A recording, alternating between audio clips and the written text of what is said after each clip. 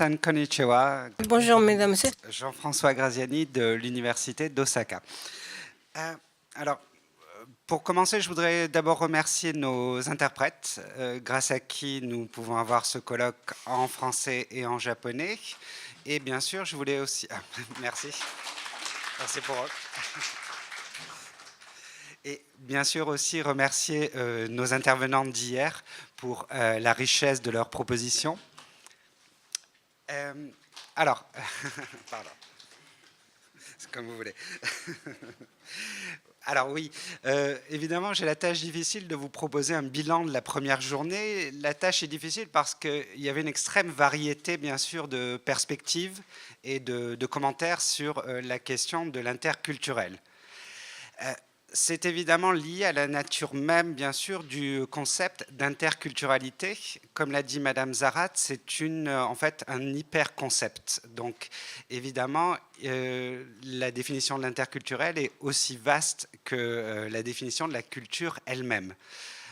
D'ailleurs, ça m'a frappé à la fin de la table ronde, à la fin de la journée. Les questions, d'ailleurs, qui ont donné lieu à un débat assez animé, portaient précisément sur la question « Qu'est-ce que la culture ?» Et c'est évidemment tout le problème. Donc, pour essayer de vous proposer quelques axes, disons, quelques enseignements qu'on peut tirer de cette première journée, je voudrais commencer par souligner qu'évidemment, la complexité est au cœur de la question de l'interculturel. C'est d'abord une question et une théorie qui ne se laisse pas facilement définir. Donc, de ce point de vue-là, j'aimerais bien reprendre la question de Pierre Martinez, qui nous a demandé, donc, dans sa conférence d'ouverture, quels sont les défis que pose l'éducation interculturelle à l'enseignement des langues. Donc évidemment, il y a un premier aspect qui est de définir la culture et de définir l'interculturel.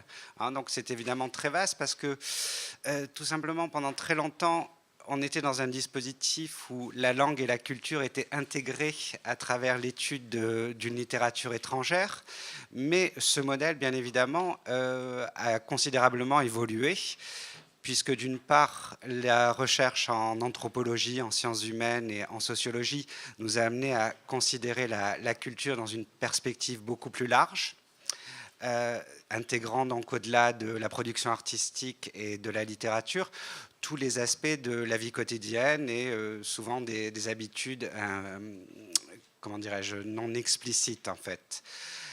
Donc par conséquent, il y a eu d'abord une évolution qui relevait donc de la recherche en sciences humaines, et d'autre part, en ce qui concerne le domaine spécifique de l'enseignement des langues, l'approche communicative est désormais actionnelle, bien sûr. Là aussi, nous invite à sortir d'une étude simple des textes pour essayer de nous concentrer sur les interactions en milieu social. Donc, évidemment, on est obligé à ce niveau-là d'intégrer la complexité de la culture dans un sens très large.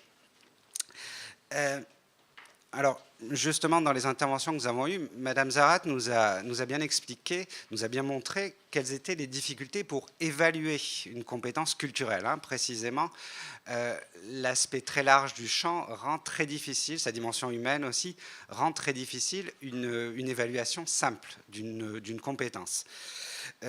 Donc, c'est le deuxième axe que j'aimerais aborder ici.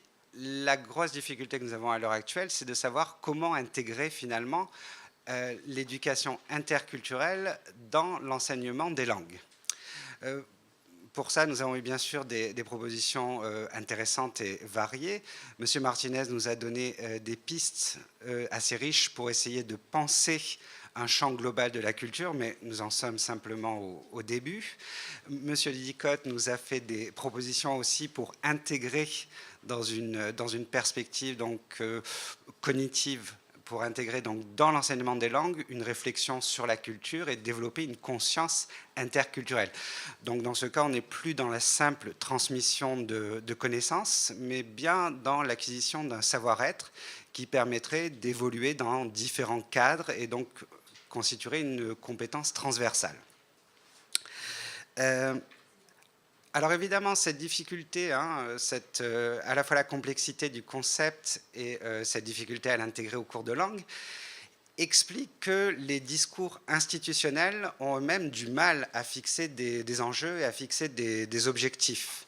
C'est ce que Mme Torikai, par exemple, nous a montré avec l'approche du ministère du gouvernement japonais. En fait, tout le monde voudrait faire de l'interculturel, mais au fond, il y a déjà une grosse difficulté initiale à définir ce que serait cette éducation interculturelle, d'où sans doute le silence ou le défaut de définition qu'on trouve dans les approches institutionnelles.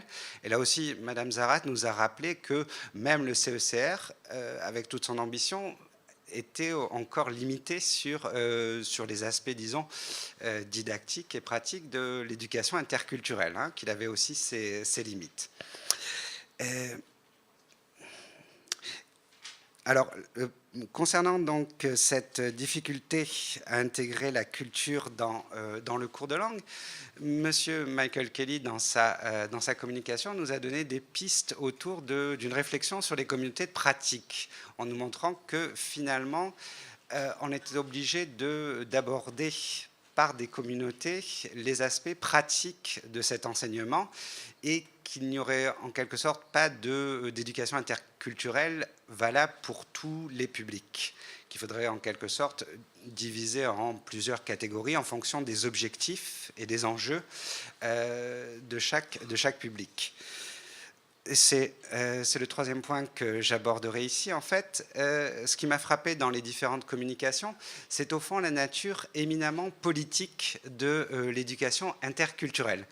Je crois que s'il devait y avoir un fil conducteur dans les différentes interventions, ce serait bien cette dimension politique en fait du concept, puisqu'on a vu à la fois bien sûr que ça touche aux politiques éducatives, bien sûr, mais à la politique au sens très large, y compris dans un sens géostratégique, hein, puisque quand on parle d'éducation interculturelle, on entend aussi bien des interactions simples dans la vie sociale, d'individu à individu, mais aussi au sens très large, un dialogue entre les cultures. On a évoqué plusieurs fois l'idée de compréhension entre les peuples, de promotion de la paix. Et évidemment, le concept dépasse largement les aspects techniques, en fait, d'une simple adaptation individuelle à un nouveau cadre culturel. Donc, on est évidemment dans une question éminemment politique, aussi bien au niveau éducatif que dans un sens très large de transmission des valeurs. Ce sont en tout cas les aspects principaux que j'ai retenus de cette première journée. Et je ne vais pas monopoliser la parole plus longtemps. Je vais la donner en fait à Monsieur Takeshi Matsuda, qui va nous parler maintenant justement du Japon vu par les Américains. On va continuer donc dans la politique, la géopolitique. Merci.